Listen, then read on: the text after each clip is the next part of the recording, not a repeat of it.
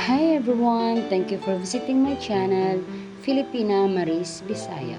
Well guys, today I'm going to share it with you a love message or an inspirational message from me. Hope you like it guys! Well guys, never force a relationship.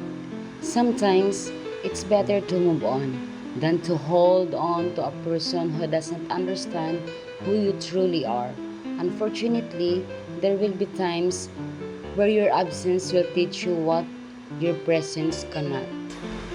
You need to stop breaking your own heart and trying to make a relationship work that clearly isn't meant to work to begin with. You can't force someone to genuinely care about you. You can't force someone to be faithful to you. You can't force someone to be the person you need them to be. The truth is, sometimes the person you want the most is the same person you would be best without. You have got to understand some things are meant to come into your life, just meant to stay. Everything that you do to show love, you have to be careful that not to lose yourself by trying to fix what should never been there in the first place. You can't get the relationship you need from someone who's not ready to reciprocate the love you give to them.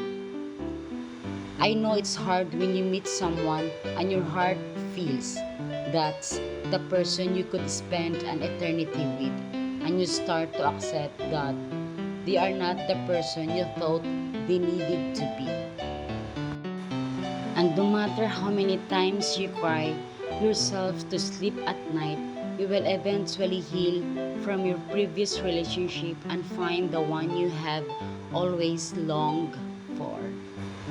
Your future will now bring an understanding of why things didn't work out in your previous relationships.